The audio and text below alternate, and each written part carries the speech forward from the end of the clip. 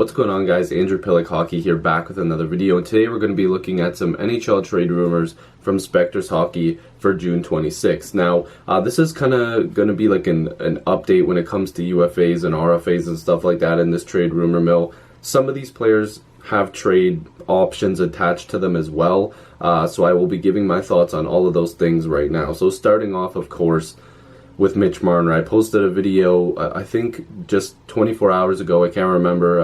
I've been posting and editing and filming so much, it's kind of all over the place.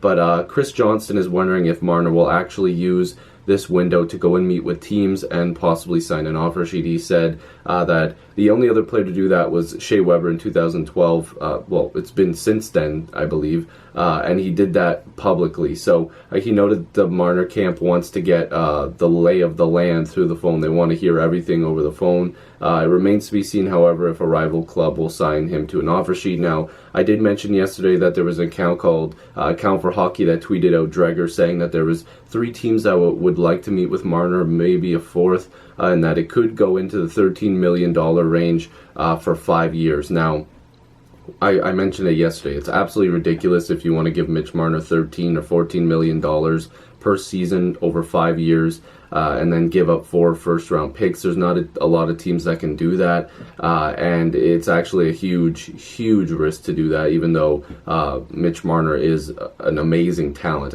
As a Leaf fan, I would much rather Mitch Marner to come back, but if somebody did that and he signed it, well, it's over. The Leafs are not doing that, and they will take the picks. Now, the reason why this could be resulted into a trade rumor is because, of course, if he does sign that offer sheet, then it becomes a huge thing where the Leafs are going to have to make a ton of moves to replace not just his production, but they can make moves for other spots.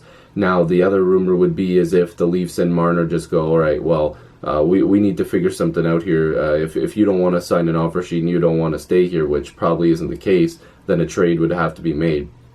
But the Spectre's note here is basically saying the same thing as I'm saying. $13 million annually would put him obviously above a Connor McDavid, and then you're also giving up 4 first-round picks, which is absolutely crazy. He also did mention in here he's led the Leafs in scoring twice in his short career, becoming the first Leaf since Matt Sundin to reach 90 points.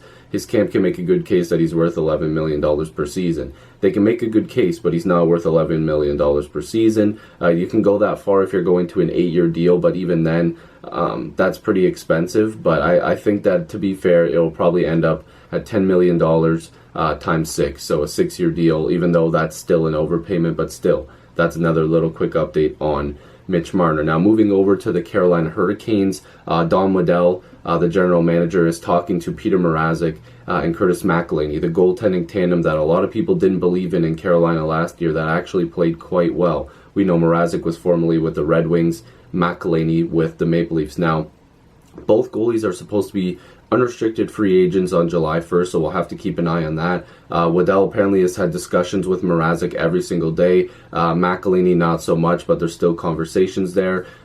Also, they still have Scott Darling, which will probably be a buyout. Now, regarding their goaltending situation, I'm sure they're going to get at least one of those guys signed, but they will be looking for an upgrade in their contract. Of course, they were both being paid pretty bare minimum, and Curtis McElhinney is probably most serviceable as a backup, whereas Mrazek's camp, I believe, is looking for starters money. Now, that could mean a huge raise. It could also just be a mid-level raise, but we'll have to keep our eyes on that. Now, Waddell also believes there's no rush to get a decision from Justin Williams about his plans, as well as he's been talking to Justin Falk. Both those guys need contracts. Falk has a year remaining on his deal, so if they want to extend him, there's a possibility that there could be a trade, but apparently there's no sense of urgency to re-sign him or to trade Falk. So we'll have to keep our eyes out on Williams. You know, he's getting older, but you know, he did produce for the Hurricanes. He's a very, very good captain. But Justin Falk has been in a lot of trade rumors. We'll have to see. The Hurricanes have a plethora of defensemen, although they just made a trade of Calvin DeHaan, I believe. So that's a pretty significant move. We'll have to see what else happens. They just made the Marlowe deal, so they've got 6.25 on their cap, which will likely be bought out, but he'll still stay on the cap because he's 35 or older. So we'll see what happens with Falk. Now, also Waddell was talking about Sebastian Aho, saying that he will be re-signed before training camp. Waddell also dismissed talk of Aho or other RFAs getting offer sheets, claiming it's overblown by the media. So Waddell doesn't believe that there will be an offer sheet not only on his player Sebastian Aho, but on other players around the league. So that's some information from an actual GM. I would have to agree, and if they don't happen this year, then they're never going to happen. This group of RFAs is just a stacked group.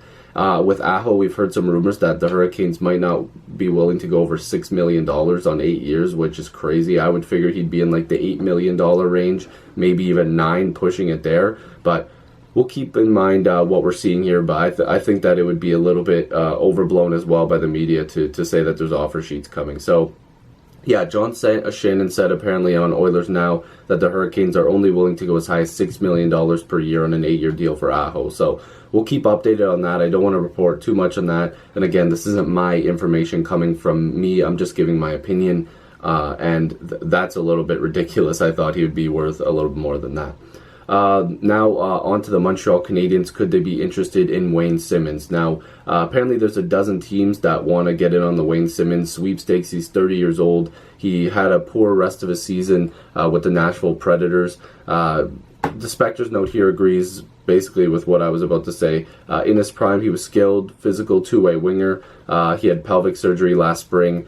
However, he took a toll on his performance this season. So yeah, he had it last spring, so it was a little bit, it took a toll on him this season. For the first time since the lockout shortened season, he didn't reach 20 goals or 45 points. So if he's looking for a long deal, which I was going to get to, if he's looking for a long deal, then a lot of teams are going to have to be careful of the cap hit.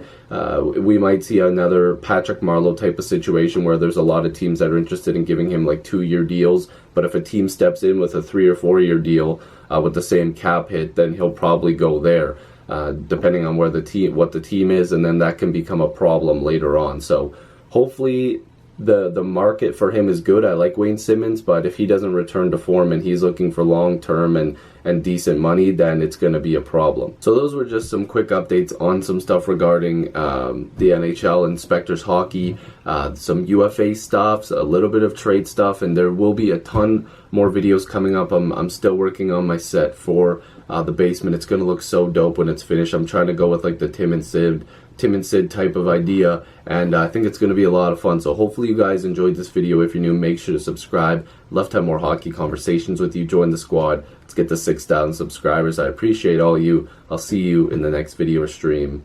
Peace.